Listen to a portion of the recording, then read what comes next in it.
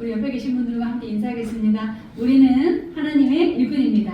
우리는 하나님의 일꾼입니다. 아멘. 우리는 하나님의 일꾼입니다 라는 제목으로 주님 말씀 전하겠습니다. 우리가 다들 일을 하고 있잖아요. 직장이 있고 직업이 있어요. 이런 일을 하는 게 축복일까요? 아닐까요? 축복이죠? 축복이에요. 축복인데 고대 그리스인들은 일은 저주에 지나지 않는다 이렇게 얘기했어요. 그리스는 철학의 나라잖아요.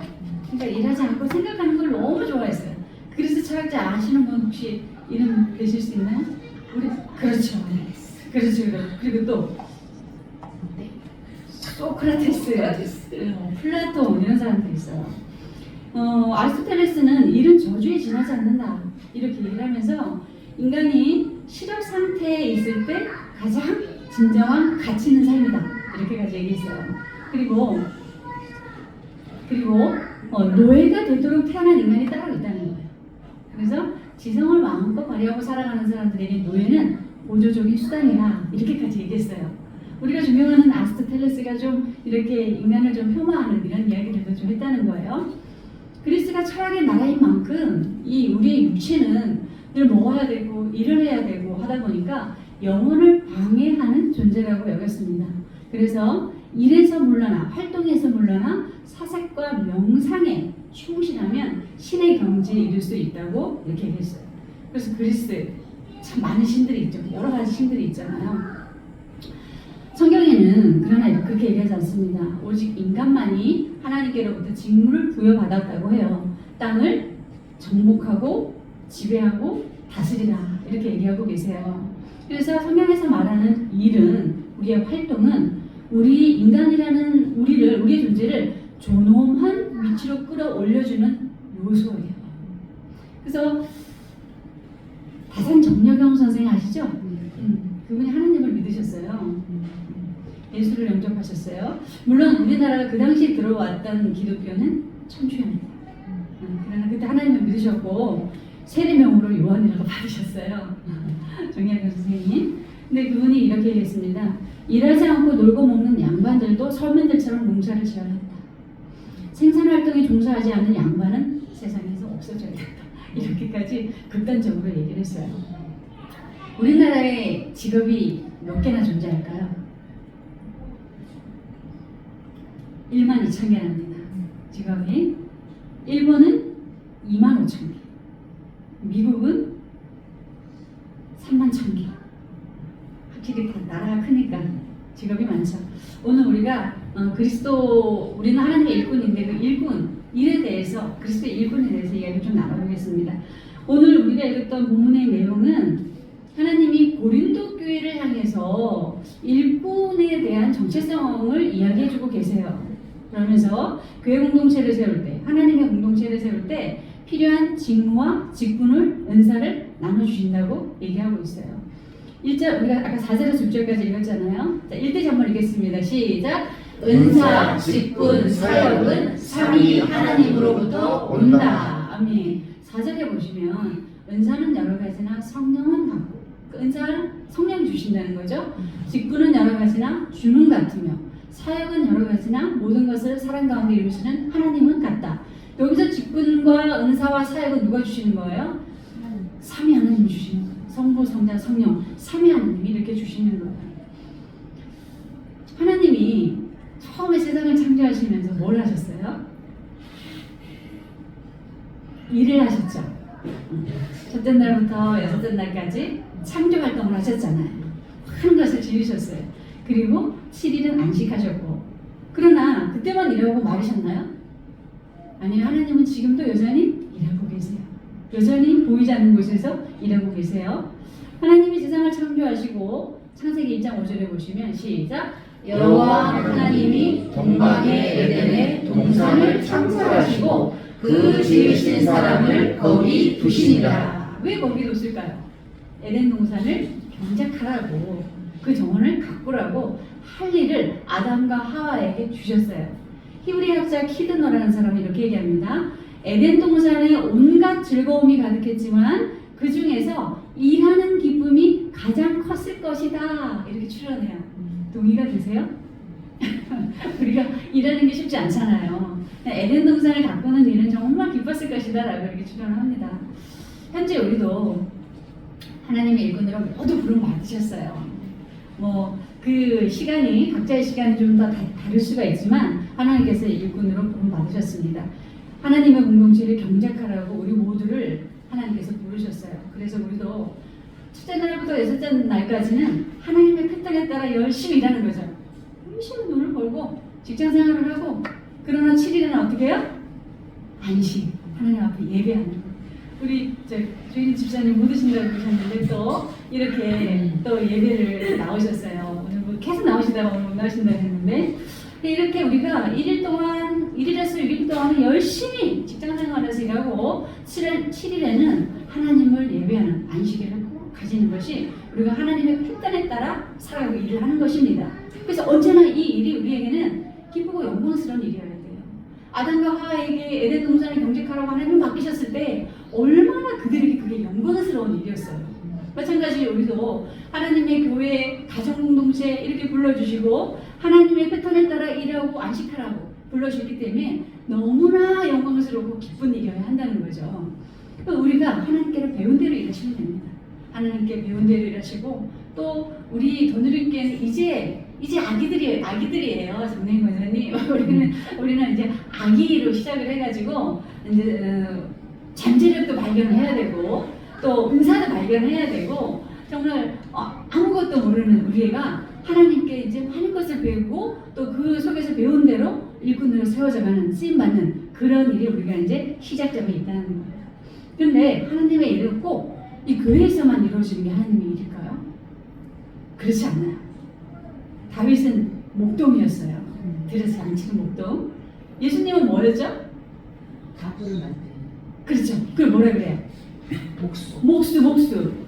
바울은 아시려나요? 바울은 하나님 말씀을 전하면서 동시에 집을 짓는 사람이었어요. 텐트 메이커라고 그래요. 그런 일을 했어요. 그래서 마틴 루터라는 사람은 우리에게 주어진 모든 직업은 하나님의 거룩한 콜링이다 이렇게 얘기해요. 하나님의 거룩한 부르심이다 이렇게 얘기해요. 그래서 우리가 있는 직장, 직업, 사업, 기업 어떤 일이든 하나님께서 주신 천직으로 여기고 열심히, 그리고 어떻게? 기쁘고 감사하게 그 일들을 해내야 된다는 거죠. 그런데 그리스도인들조차도, 교회 안에 있는 사람들조차도 밖에서 하는 일은 성스럽지 못하고 이 교회 안에서 하는 일은 성스럽고 이런 이분법적인 생각을 하는 분들이 있어요. 그러나 그렇지 않다는 잘못된 생각이에요. 하나님께서 이스라엘 백성들을 출애굽시킬 때, 억압받는 이집트 백성들로부터 출애굽시키고 해방시킬 때 그 억압하던 이집트인들의 재물을 가지고 와서 거룩한 성전을 만드셨어요. 그래서 우리가 하나님의 부르심, 하나님 안에 있으면 그 어떤 것도 성스럽지 못한 게 없어요. 우리 한번 생각해 볼게요. 우리가 이전에는 성경에서 말하듯이 죄인이었어요. 근데 하나님을 믿으면서 우리가 성스러운 사람이 되어졌어요. 하나님 앞에 우리가 하는 모든 일들은 바로 성직이라는 거예요.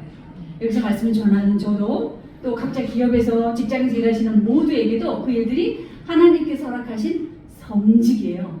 여러분들은 뭐예요? 성직자예요. 거룩하게 일하셔야 돼요. 우리 김찬석 집사님이 당구 하나를 닦더라도 하나님이신 감사한 마음으로 당구공을 아주 윤을 내서 닦아서 손님들에게 서비스를 제공하고, 우리 주인 집사님이 커피 한 잔을 펴더라도 이곳에 들어온 모든 분들이 하나님의 복을 받을 수 있게 그 간절한 마음으로 은혜 초소가 되면서 커피를 내어드리고, 또 영업하는 일, 기기를 고치는 일, 사람을 만나는 일, 이 모든 일들이 하나님께서 우리에게 맡기신 성직이라는 겁니다. 여러분들이 있는 그 자리에서 최선을 다해 성직을 이루어가실 주님의 이름으로 축복합니다. 두 번째 되짚겠습니다. 시작. 각 사람에게 유익하게 하려 합니다. 7절 볼까요? 시작. 각 사람에게 성령을 나타내심은 유익하게 하려 하십니다. 아멘. 하나님이 왜 우리에게 은사 주시고 직분 주시고 일을 주시느냐?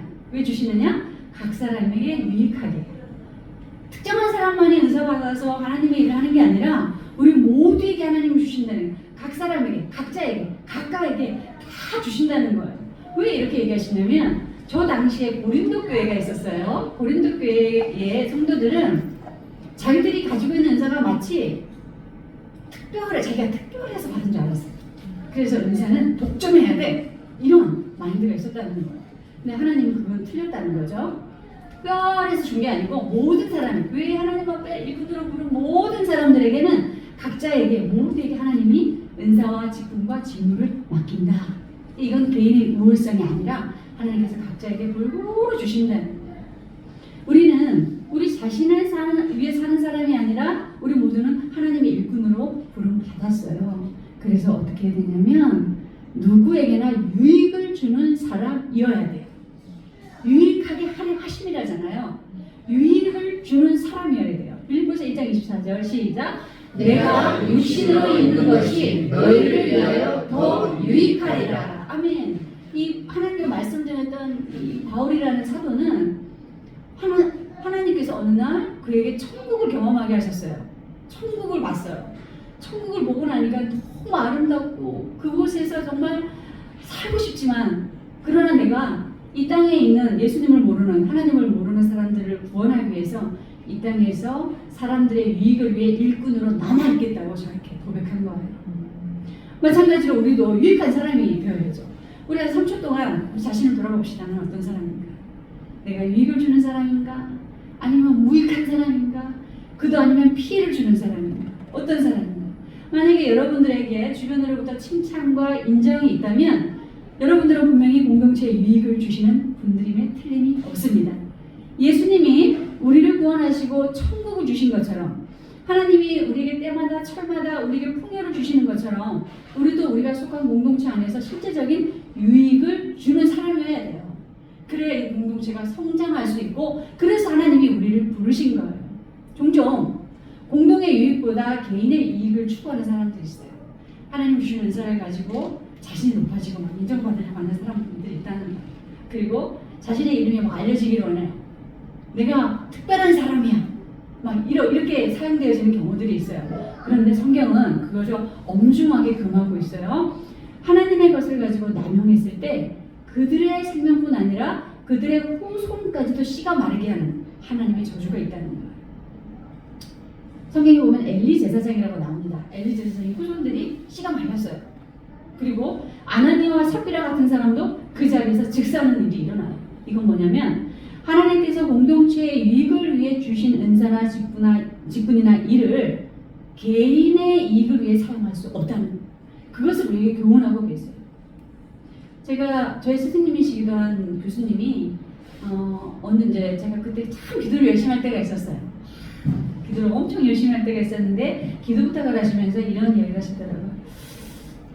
차목사 내가 언젠가부터 하나님이 주셨던 은사나 기적이 나타나지 않아.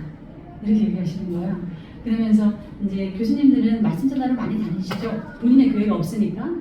이런 교회 저런 교회 다니면 예전에는 막 붐이 일어났는데 이제는 맹맹하다는 거예요. 그래서 돌아보니까 자기에게 주었던 기적과 은사가 언젠가부터 일어나지 않는다고 이렇게 막 굉장히 슬프게 얘기를 하셔요. 근데 제가 그 제자 돼서 제자인 입장에서 뭐라고 얘기할 수 있겠어요. 함께 기도하겠습니다. 교수님 이러고 기도를 며칠 동안 했는데 하나님 저에게 어떤 사인을 주시냐면 하나님이 주신 은사들을 공동체의 유익을 위해 사용하지 않으면 아무것도 주지 않았을 때처럼 다 거두어가신다. 이걸 너무나 분명하게 말했어요. 그러니까 우리가 대단하게 막 능력 있던 목사님들이 카리스마로 사역했던 목사님들이 어느 날 부패하고 타락하고 변질하고 나라고 떨어진 이유. 자기가 하나님이 주신 건데 자기 것으로 교만해졌기 때문이에요. 자기 것으로 타락했기 때문이에요. 그래서 우리는 하나님이 주신 은사가 있다면 그것을 공동체를 위해서, 공공의 이익을 위해서, 유익을 위해서 사용해야 합니다. 그래야 우리의 은사가 더 발전하고 더 성장하고 더 유익한 사람으로 될 수 있다는 거예요. 혹이라도 우리가 은사를 개인적으로 남용하는 그럴 일이 없겠지만 남용하는 일이 없도록 우리가 항상 우리 자신을 점검하면서 내가 먼저 항상 공동체 타인의 유익을 먼저 생각하는 사람들을 돌아보시길 주님의 이름으로 축복합니다. 세 번째 드리겠습니다. 시작. 은사는 다양하다. 말씀이 좀 긴데 좀 띄워줘 볼래요? 빨리 읽겠습니다. 제가 어떤 사람에게는 성령으로 말미암아 지혜의 말씀 많이 배우지 못해도 지혜롭게 말씀 잘하시는 분들이 있죠. 어떤 사람에게는 성령의 지혜 따라 그러니까 지식의 말씀, 학자 같은 경우들 다른 사람에게는 믿음을 큰 믿음 주시고 어떤 분에게 병 고치는 은사를 주시고 어떤 사람에게는 뭐 귀신을 쫓아낸다거나 또 뭐 성경에 보면은 갑자기 아나니아와 삽비라 같은 사람을 죽이는 베드로의 그런 능력이 있었어요. 또 어떤 사람의 예언함을 하나님의 말씀 전하는 거예요. 그리고 영들 분별함, 우리가 사단의 영인지 하나님의 영인지 이런 분별할 영, 그리고 다른 사람에게 각종 방언을 말하고 어떤 사람의 방언을 통역하고 이런 것을 이제 나중에 경험하게 되실 텐데 이런 은사가 다양하게 있다는 거예요. 그리고 로마서에도 또 있어요. 로마서 보시면 함께 읽겠습니다. 시작. 우리에게 주신 은혜대로 받은 은사가 각각 다르니 혹 예언이면 믿음의 분수대로 혹 섬기는 일이면 섬기는 일로 혹 가르치는 자면 가르치는 일로 혹 위로하는 자면 위로하는 일로 구제하는 자는 성실함으로 다스리는 자는 부지런함으로 긍휼을 베푸는 자는 즐거움으로 할 것이니라. 아멘. 그리고 에베소서 시작. 그가 어떤 사람은 사도로 어떤 사람은 선지자로 어떤 사람은 복음 전하는 자로 어떤 사람은 목사와 교사로 삼으셨으니. 아멘. 이렇게 은사 굉장히 다양하죠. 굉장히 다양해요. 여기는 굵직굵직하고 큰 은사들을 모아놓고 또 세부적으로 교회 보면 다양한 은사들이 또 많이 있어요. 여러분들의 은사도요, 분명히 우리가 읽은 이 말씀 본문 중에 있어요. 반드시 있어요. 예전에 한국인들은 부모님들이 자녀들한테 무작정 다 공부 잘하라고 강요하고 공부 잘하길 바랬잖아요. 근데 지금 깨어있는 부모님들은 그러지 않아요. 아이들 심리검사하고 기질검사하고 또 IQ 테스트하고 그래서 아이가 어떤 것이 가장 발달되어진 채로 태어났는가 그거를 검사를 해요. 그리고 그것을 가지고 진로의 방향을 잡아요. 마찬가지로 성령 하나님, 우리 하나님께서도요, 여러분들에게 무작위로 뜬금없이 막 은사를 주시는 게 아니고 여러분들의 체질, 성격, 나이, 신분, 경험 모든 특성을 다 고려해서 여러분들에게 주시는 거예요. 여러분들의 모든 특성을. 어느 목사님이 설교를 굉장히 잘해요. 그래서 그 교회가 부흥이 일어나고 소문이 나니까 이제 주변 교회에서 우리 교회에 와서 말씀 좀 전해달라고 이런 부탁들이 들어와요. 그런데 원래 이제 남의 교회, 다른 교회 갈 때는 원고를 먼저 보내드려야 돼요. 그래서 우리 교회와 이 말씀이 맞는가 고민을 하시거든요. 근데 이 목사님이 설교를 준비해서 이제 보내드렸는데 그 담임 목사님이 이렇게 설교 원고를 보니까 도대체 무슨 말인지 모르겠는 거예요. 내용도 모르겠고. 근데 약속은 한지라 그래도 이제 그 기한 내에 오라고 하셔서 말씀을 전했는데 난리가 났어요. 은혜 받고 난리가 났어요. 말씀이 그런 날명가가 없어요. 이분에게 주신 은사는 뭐예요? 하나님이 이분에게 주신 은사는 말이지 글이 아니에요. 말이지 글이 아니에요. 여러분들에게도 우리가 다 잘할 수 있는 게 아니에요. 여러분들에게도 가장 여러분이 잘할 수 있는 그 무엇이 있어요. 한번 생각해 보세요. 나는 뭘 잘하는지. 딱 생각이 나면 여러분들이 그걸 맡기실 거예요. 하나님이 여러분들의 은사로 그것을 사용하십니다. 그래서 내가 누군가에게 인정받고 잘한다고 여러 번 이야기들을 들은 게 있고 검증받은 것이 있으면 그 은사를 계속해서 개발하시고 발전하시면 돼요. 하나님 분명히 사용하시고 하나님의 나라에는 쓰레기통이 없다고 제가 말씀드렸죠. 반드시 하나님께서 그걸 사용하세요. 그런데 은사 때문에 갈등이 많은 교회들이 있어요. 오늘 고린도 교회가 그런 교회였는데 은사들이 막 여러 사람의 은사가 좋은 은사들이 나타나니까 서로 막 우열을 가리는 거예요. 내 은사가 더 커, 네 은사가 더 커, 이러면서 막 다투는 거예요. 자, 우리 몸을 성경에 나와 있는 대로 예를 들어보겠습니다. 우리 몸에 이 눈이 귀에게 야 나는 앞에 정면으로 보는데 너는 왜 귀가 옆으로 달려있니? 이렇게 말 못하잖아요. 입이 나는 모든 이 맛집을 다 찾아가서 맛있는 음식을 먹는데 너는 코는 왜 냄새가 맡냐? 이렇게 못하잖아. 그리고 너 항문은 너 왜 거기 있냐? 이러면서 우리가 우리의 신체를 그런 식으로 열등하다고 볼 수 없듯이 우리의 모든 신체가 다 중요하듯이 앞에서 이끄는 지도자의 은사가 있다면 뒤에서 따라주는 조력의 은사가 있고 우리 성도님들처럼 이렇게 우리 진경이도 마찬가지고 음식을 잘하는 은사가 있다면 저처럼 잘 먹기만 하는 은사도 있어요. 그리고 헌금을 많이 하시는 분들이 있다면 돈은 없지만 열심히 몸으로도 봉사를 열심히 하시는 분들이 있고 이것은 은사가 서로 다른 다른 거지 우열이 아니라는 거예요. 두 번째로 은사는 다양해요. 다양합니다. 그래서 우리가 인정하고 시기나 질투하면 안 돼요. 시기나 질투해요. 교회에서. 이게 너무나 심각한 문제이기 때문에 이렇게 성경으로 기록이 되어져 있어요. 공동체 안에서 실제로 지도자를 시기하거나 혹은 은사가 큰 사람들이 있어요. 어떤 분들은 뭐 기도의 은사가 뛰어난 권사님들이 있고 장로님들이 있어요. 그런 분들을 시기하는. 그러나 이런 질투와 시기는 결국 그 사람이 추락한 거예요. 하나님이 찬양대로 있었다가 무시퍼라는 찬양대 수장, 말하자면 그 성가대에 하나님 찬양하는 지휘자가 하나님 혼자 영광을 받으니까 너무 그게 배가 아팠어요. 시기가 났어요. 그래서 하나님 앞에 막 자기가 적대감을 가지고 자기가 그 영광을 가르치려고 시기하다가 결국은 하늘에서 쫓겨났고 어떻게 됐을까요? 악의 무리를 이끄는 사단의 수장이 되었다고 전하고 있습니다. 시기와 질투는 결과가 이래요. 잠언서 16장 4절 시작. 여호와께서 온갖 것을 그 쓰임에 적당하게 지으셨으니 악인도 악한 날에 적당하게 하셨느니라. 아멘. 우리가 은사를 가지고 좋은 마음으로 사용하면 잘 사용되어지지만 시기 질투하면 그 사람은 악한 사람으로 사용되어진다는 거예요. 우리가 유념해야 되는 거죠. 그리고 세 번째로 우리가 은사를 대하는 태도는 인정과 칭찬과 양보입니다. 인정과 칭찬과 양보. 아직 우리 교회는 이제 우리가 거듭난 수준이고 몇 분 안 되시니까 이런 일들이 없지만 이제 성도들이 이제 함께 하고 많아지고 또 직분이 세워지고 이러다 보면요 서로 막 자기 은사를 가지고 인정 못하고 칭찬 안 해주고 양보 안 하려고 하는 이런 모습들이 드러나요. 그런데 성경에서는 이렇게 얘기합니다. 은사 중에 가장 큰 은사. 고린도전서 13장에 있어요. 은사 중에 가장 큰 은사는 하나님께서 사랑의 은사라고 얘기하고 있어요. 사랑의 은사. 4절 시작. 사랑은 시기하지 아니하며 사랑은 자랑하지 아니하며 교만하지 아니하며. 이렇게 사랑으로 대해야 된다는 거예요. 그래서 우리가 인정하고 칭찬하고 양보해주는 결국 하나님의 공동체를 세워가는 근원적인 은사, 가장 근원적이고도 큰 은사는 사랑의 은사예요. 사랑의 은사. 그래서 우리가 은사의 당연성을 인정하되 무엇보다도 사랑으로 공동체를 세워가시길 주님의 이름으로 축복합니다.